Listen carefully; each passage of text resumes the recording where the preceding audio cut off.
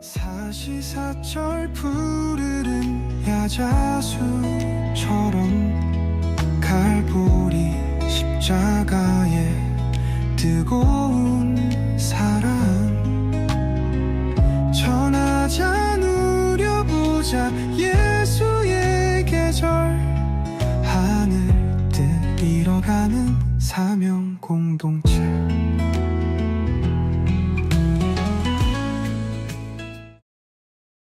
제9장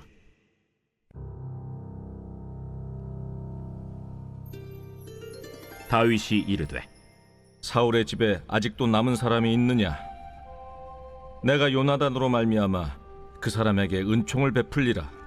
사울의 집에는 종 한 사람이 있으니 그의 이름은 시바라. 그를 다윗의 앞으로 부르매 왕이 그에게 말하되 내가 시바냐? 당신의 종이니이다. 사울의 집에 아직도 남은 사람이 없느냐? 내가 그 사람에게 하나님의 은총을 베풀고자 하노라. 요나단의 아들 하나가 있는데 다리 저는 자니이다. 그가 어디 있느냐? 로드발 암미엘의 아들 마길의 집에 있나이다. 하니라. 다윗 왕이 사람을 보내어 로드발 암미엘의 아들 마길의 집에서 그를 데려오니 사울의 손자 요나단의 아들 무비보셋이 다윗에게 나와 그 앞에 엎드려 절하매 다윗이 이르되 무비보셋이여, 보소서, 당신의 종이니이다. 무서워하지 말라. 내가 반드시 내 아버지 요나단으로 말미암아 내게 은총을 베풀리라. 내가 내 할아버지 사울의 모든 밭을 다 내게 도로 주겠고 또 너는 항상 내 상에서 떡을 먹을지니라. 그가 절하여 이르되 이 종이 무엇이기에 왕께서 죽은 개 같은 나를 돌아보시나이까? 왕이 사울의 시종 시바를 불러 그에게 이르되 사울과 그의 온 집에 속한 것은 내가 다 내 주인의 아들에게 주었노니 너와 내 아들들과 내 종들은 그를 위하여 땅을 갈고 거두어 내 주인의 아들에게 양식을 대주어 먹게 하라. 그러나 내 주인의 아들 무비보셋은 항상 내 상에서 떡을 먹으리라. 시바는 아들이 15명이요 종이 20명이라.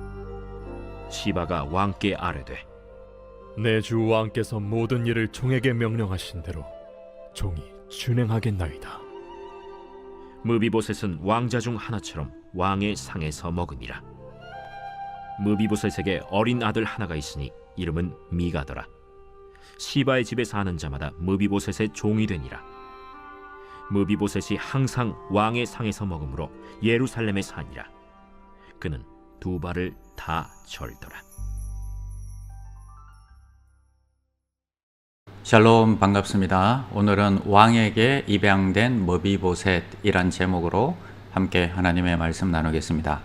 사울이 죽고 그의 가문이 몰락하자 그의 손자인 머비보셋은 숨어 살아야 했습니다. 왕조가 바뀌면 이전 왕의 가족들은 숙청을 당하는 것이 일반적이었습니다. 그리고 머비보셋은 사고로 두 발을 저는 장애도 가지고 있었습니다. 그의 인생은 참으로 불쌍한 인생이었습니다. 그러나 다윗 왕은 요나단과의 맺은 언약을 기억합니다. 사울의 집안에 남아있는 자를 찾아봅니다. 그리고 머비보셋을 왕궁으로 초대하여 말합니다. 두려워하지 말라. 내가 내 아버지 요나단으로 말미암아 내게 은총을 베풀리라 라고 합니다. 다윗은 이제 그를 왕의 아들처럼 대우하고 사울의 모든 땅을 돌려주며 왕의 상에서 함께 식사하는 은혜를 베풀어 줍니다. 이 장면은 바로 하나님께서 우리에게 베푸신 은혜를 상징합니다. 하나님께서는 예수 그리스도를 통해 우리를 하나님의 자녀로 삼아 주신과 같습니다. 우리는 더 이상 숨어 사는 불쌍한 존재가 아닙니다. 하나님께서 우리를 왕의 식탁으로 초청하셨고 하나님의 자녀로 삼아 주셨습니다. 오늘 이 은혜를 기억하며 감사함으로 살아가시기를 바랍니다. 질문의 힘을 살펴보겠습니다. 첫 번째 질문은 다윗과 머비보셋의 관계는 예수님과 나와의 관계에서 어떤 유사점이 있습니까? 유사한 목록을 작성해 봅시다. 첫 번째는 자격 없는 자에게 베풀어 주신 은혜이다 하는 것입니다. 머비보셋은 원래 왕의 원수 가문의 출신입니다. 다윗에게 어떠한 공로도 제공한 것이 없습니다.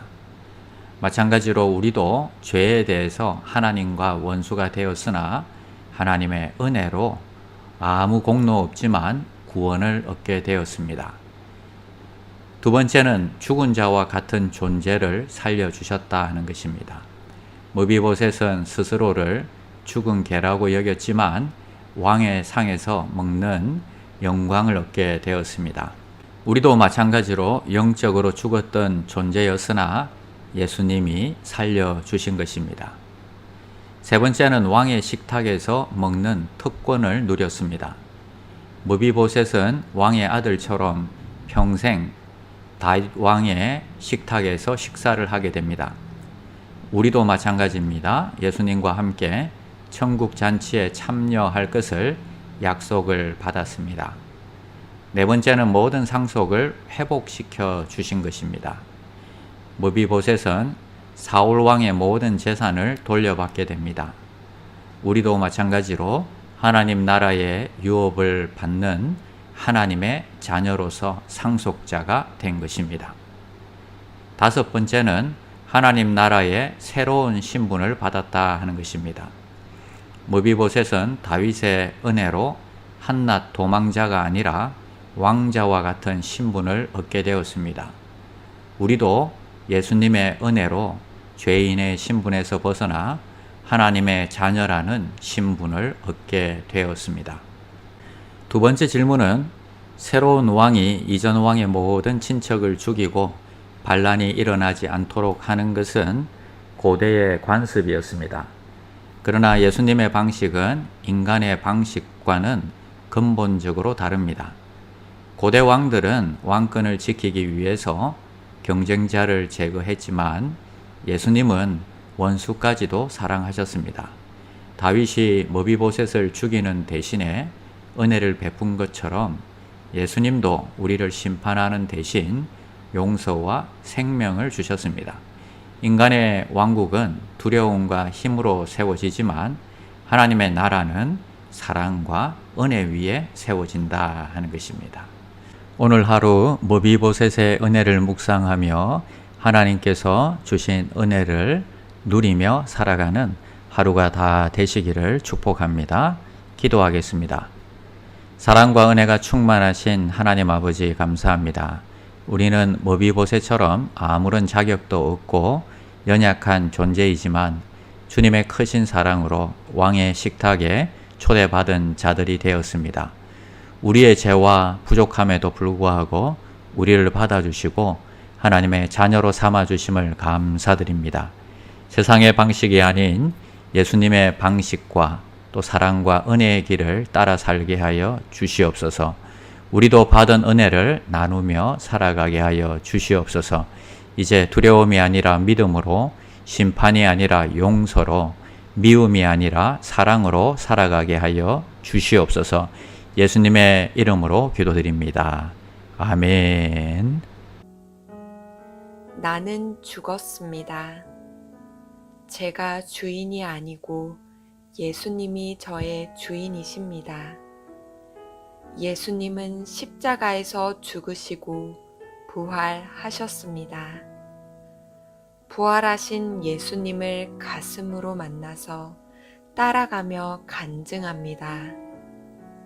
사랑하는 가족과 함께 영광스러운 승리를 노래합니다.